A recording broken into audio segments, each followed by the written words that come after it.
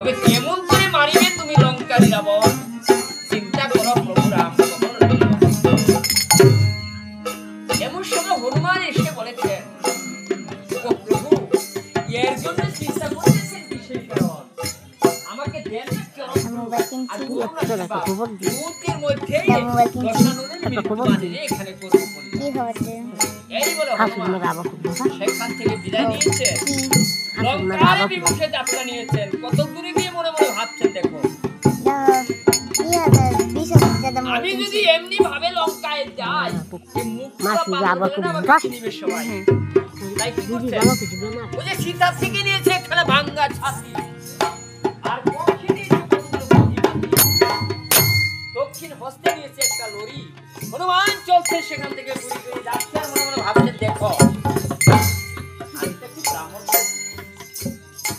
আমি যে ব্রাহ্মণ সাজলাম, কিন্তু ব্রাহ্মণের তো পৈতে থাকা দরকার, বিনা পৈতায় তো কোনোদিন ব্রাহ্মণ হওয়া যায় না, তাই পৈতে কোথায় পাবো?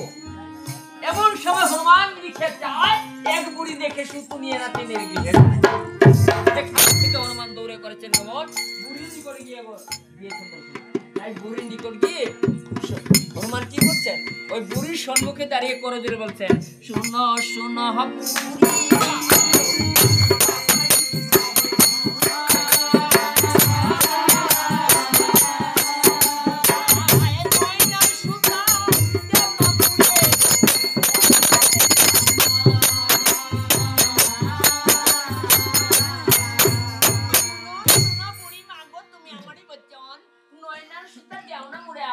ব্রাহ্মণ।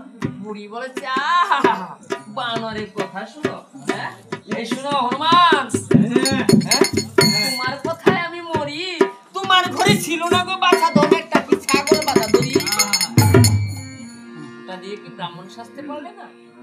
হনুমান মনে মনে ভাবছেন, দেখো আমার তো কালের গোড়াই নেই, আর বিনা কিনে প্রভু রামচন্দ্রের কোনো কাজ তো সিদ্ধি নেই, তাই কি করছেন, লাফ দিয়া বুড়ি